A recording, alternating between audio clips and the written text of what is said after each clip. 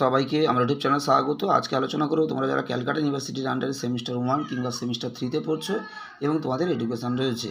যারা সেমিস্টার 1-এ পড়ছো তোমাদের এডুকেশান রয়েছে, তোমাদের পেপার কোড হলো CC1, এবং যারা সেমিস্টার 3তে পড়ছো এবং মাইনরে এডুকেশান রয়েছে তোমাদের পেপার কোড হলো MN1। এই CC1 বা MN1 পেপারের নাম হলো introduction and philosophical foundation of education. এই পেপার থেকে তোমাদের একটা গুরুত্বপূর্ণ প্রশ্নের উত্তর আজকে ভিডিওতে দেব, তোমরা প্রথম থেকে শেষ পর্যন্ত দেখতে থাকো।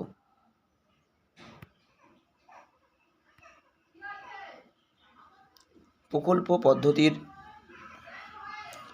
গুরুত্ব বা গুণাবলী লেখো এবং এর ত্রুটি বা অসুবিধা বা সীমাবদ্ধতা লেখো। খুবই গুরুত্বপূর্ণ একটা 5 নম্বরের প্রশ্ন। এটা তোমাদের দুটো মিলে 5 আসতে পারে। যেমন ধরো প্রকল্প পদ্ধতির গুরুত্ব বা গুণাবলী এবং ত্রুটি লেখো, দুটো মিলে 5 আসতে পারে। তখন তোমরা এখান থেকে কিছু গুরুত্ব থেকে কিছু পয়েন্ট এবং ত্রুটি থেকে কিছু পয়েন্ট মিলে মোট 5-এর মতো লিখে ফেলবে।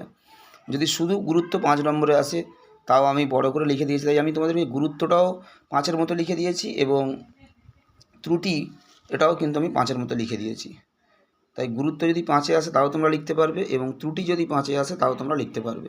আমি দুটোই কিন্তু 5-এর মতো করে বড় করে দিয়েছি। তোমরা সাধারণত বেশি তোমাদের পরীক্ষাতে গুরুত্ব এবং ত্রুটি দুটো মিলে মোট 5-এর আসে পরীক্ষাতে। তোমরা দুটোর উত্তরই ভালো করে লিখে নাও।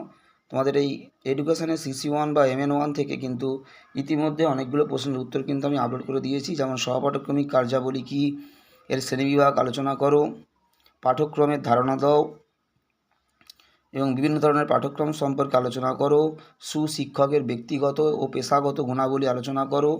আজকে তোমাদেরকে দিচ্ছি প্রকল্প পদ্ধতির গুরুত্ব বা ত্রুটিগুলি লেখো আর কি।